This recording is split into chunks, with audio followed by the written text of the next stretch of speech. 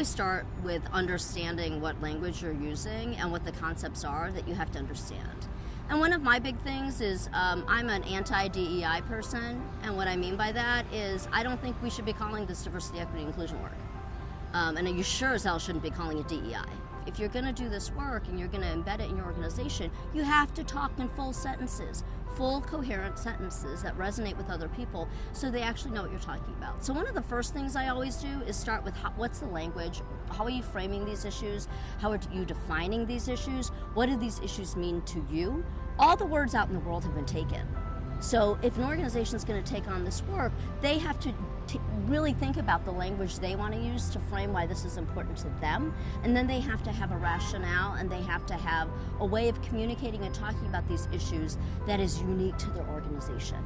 For me, I think understanding the language of talking about diversity, equity, and inclusion, representation, I think it's a really strong way for people to start having these conversations. Having a shared language lets you understand where people are at in the conversation. So it's an important piece. But I also think we suffer from words getting burned out really quickly and losing meaning, having really a lot of baggage attached to them. When I speak about it, I find that I'm most effective and at least most thoughtful when I'm speaking about myself, my own story, my own history. And that's kind of a thing we all know to do, is like, don't tell other people's stories, tell your own story. With a desire to be inclusive, to have diversity, there's a bit of a mindset that means let's invite them in to participate in what we're doing.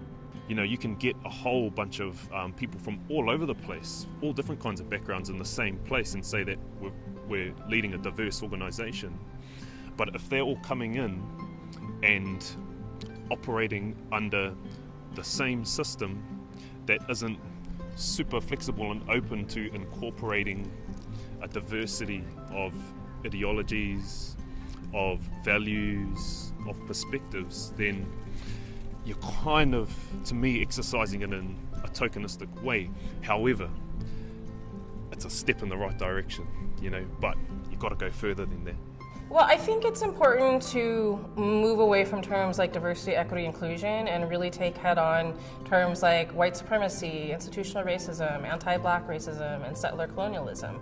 Because, you know, people often want to tell this story about, you know, the great foundings of this country and how things started, and can we get back to that, or, you know, can we support our Constitution and things like this. And from my perspective, and I think, you know, many people of color, many Indigenous people's perspective is we're not veering away from anything that this country's ever been. I mean, this country was literally founded on, you know, the theft of black bodies and the murder of Indigenous people. Really, the first act of colonization is a severing of relationships, a severing of relationships of people from their families, of people from their land, their culture, their language, their food, right, from one another. And so if I think about that as being what colonization, the legacy of colonization, then decolonization really is about repairing relationships. And for me, that was like an aha moment or transformative to think of that, because it seems a lot more doable, right, to repair relationships than this monolithic, what does decolonize? And I think really, like, when we get down to the heart of it, that's what we have to do. We have to repair these relationships with one another and with the land and the earth that have been broken. Imagine this kind of learning around inclusion, equity, and justice as you want your students to learn about environment. So have the same kind of open mind and frame around learning about this that you expect your students to have. Have a growth mindset, for lack of a better word. And to be open to being surprised, and then be ready for that surprise to potentially totally transform how you teach, what you want to teach, or how you think about your students. And let your students also lead. Because students, especially young kids, have an amazing capacity to find and learn things that wouldn't have occurred to you, and be open to exploring it. I've seen situations where a teacher is so committed to the one thing that they want to get through that they miss this incredible opportunity.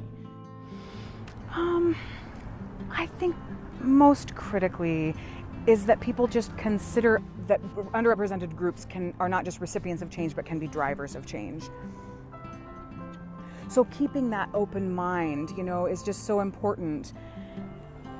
How can we work together? We're here, we're in this together, how can we work together? Which could then open new avenues of possibility.